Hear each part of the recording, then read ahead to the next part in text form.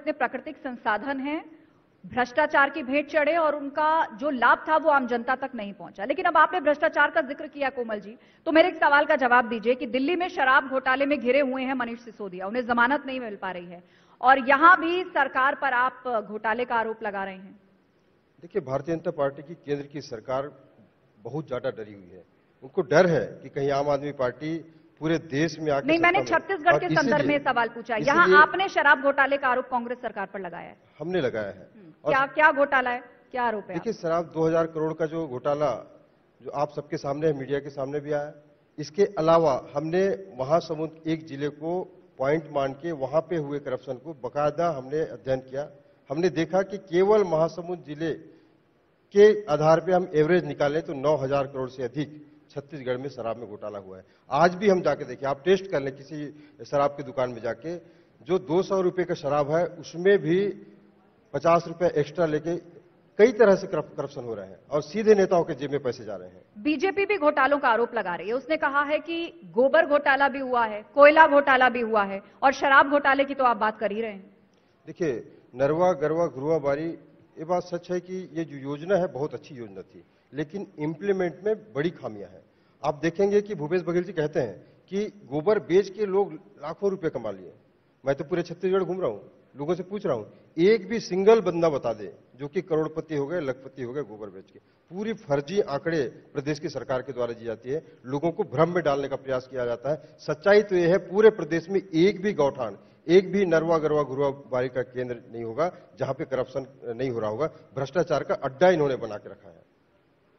आपने हाल ही में कहा था कि बस्तर में पुलिस बेगुनाह युवकों को नक्सली मामलों में फंसा रही है। यह बहुत बड़ा आरोप है। ऐसा आपने क्यों कहा था और क्या इसका कोई प्रमाण है आपके पास? निश्चित रूप से सच्चाई है। जब भी कोई माइंस खुलने वाले हैं किसी एरिया में, सबसे पहले सरकार का काम यही होता है कि क्षेत्र के जो भी लीडरशिप होंगे या और एक्टिव लोग होंगे जो जनता की बात करते हैं, उनको कहीं ना कहीं नक्सलवाद के नाम पे फंसाया जाता है। ये सच्चाई है और इसके कई उदाहरण हैं। पूरे बस्तर में कई जहां भी माइंस का एरिया है, आसपास आप जाके देखिए, आदिवासियों के साथ मारपीट की जाती है, उनके साथ देखें तो मारपीट और कई तरह के आरोप लगाए जाते हैं, जेल में डाल दी जाती है। प्रदेश की सरकार ने वादा किया था, कांग्रेस पार्टी ने, जब अपनी चुनावी घोषणा पत्र में, कि जो बेगुनाह आदिवासी हैं जिनके ऊपर फर्जी केस लगे हुए हैं उनको हम रिहा करेंगे। एक आदिवासी का नाम बता दे जो जिनके ऊपर नक्सली का फर्जी केस लगा था और उनको रिहा कराया गया है। लेकिन प्रदेश की सरकार बड़े बड़े ढिंढोरा जरूर पीटती है कि हमने आदिवासियों के लिए ये काम किया, वो काम किया। आदिवासी मर रहे हैं आज।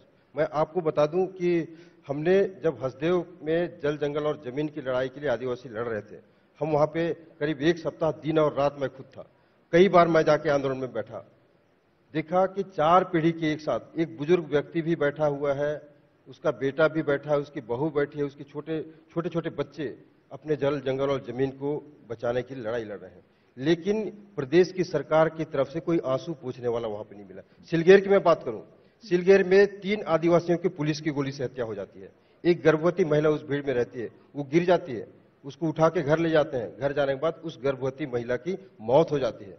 उसको आज तक कोई, उनके परिवार को सरकार की तरफ से मुआवजा नहीं मिला, आंसू पोंछने वाला कोई नहीं मिला। क्या बात है?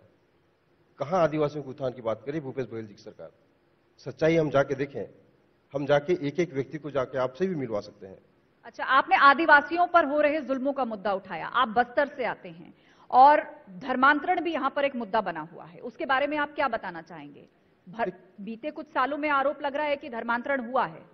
देखिए, धर्मांतरण की बात है, बलात् तरीके से यदि किसी का धर्मांतरण होता है तो निश्चित तौर पे विरोध हम कर सकते हैं, हम करते भी हैं।